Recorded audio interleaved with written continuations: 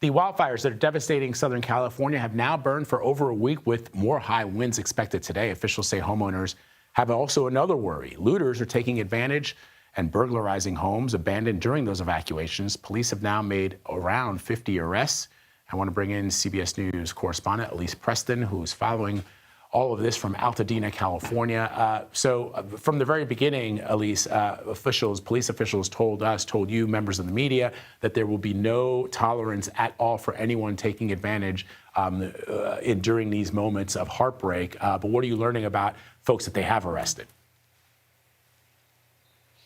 So we do know that we know at least one of those people that was a suspected looter actually tried to arrive to a scene, and they were dressed as a firefighter. They had some type of clothing, but they are not allowing anyone back. We're here in this area that has been devastated by the fires. As you can see, they're not allowing anyone back here. There are blockades at every checkpoint, and we're running into police officers, sheriff's deputies, and National Guardsmen, and they are thoroughly checking IDs. We have had to show 2 press badges and a driver's license just to ensure that we are who we say we are before we're able to get back here. You know, there are some families that are able to stay not too far from this area that are in their homes this morning, and they also say that looters will not be tolerated. I passed a house just the other day, Vlad, and there was a giant sign, and it clearly stated on both sides of the house,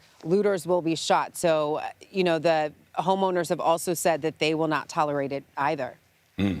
Let's talk about families that have been impacted by the fires. You actually spoke to one. I know it's just one of thousands of people who are suffering and feeling that heartbreak, but what did this particular family tell you?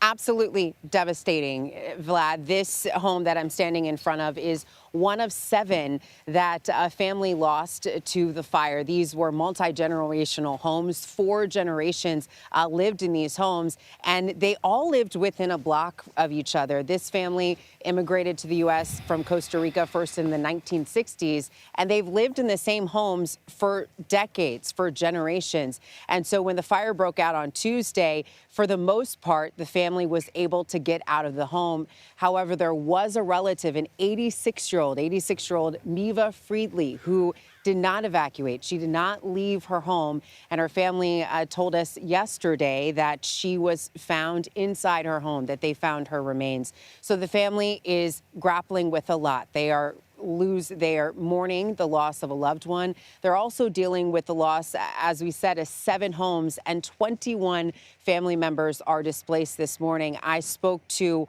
one of the older relatives. He was the first one to come to the U.S. from Costa Rica, and he broke down so emotional, Vlad. He said, you know, I was a young man when I came to this country. I came to this country with the clothes on my back and $50, and after 50 years of hard work, I have nothing to show for it. I'm homeless. And so the family is dealing with a lot, though they say they are faithful, and they will just continue to rely on each other and their faith.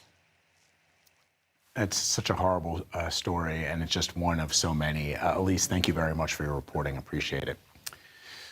All right, let's bring in CBS News Philadelphia meteorologist Grant Gilmore with the first look at the national forecast. Grant, what are those winds looking like out west?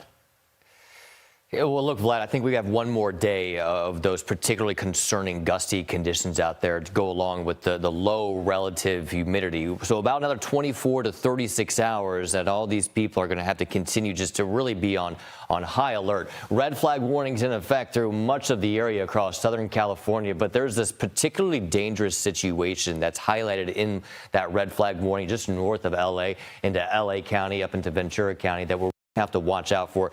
Not just the dry conditions, but those gusty winds that will be up there around 50 to 60 miles per hour, maybe some cases a little bit stronger than that. But compared to the last couple of days where we had extreme fire danger, the fire danger level today is a critical fire danger, which, I mean, we're really splitting hairs here. So it's a little bit better. It gets a little bit better again tomorrow with just an elevated risk for fire danger tomorrow. Now, the relative humidity will stay relatively low through tomorrow afternoon, but the winds begin to die down tomorrow. the relative humidity will begin to increase with more moisture returning as we head into Friday afternoon. We got to talk about the cold air that's moving into the eastern half of the United States. It's cold now, Vlad, but it gets much colder, dangerously cold into next week. We'll have more on that forecast in just a bit. Thank you, Grant. Appreciate it.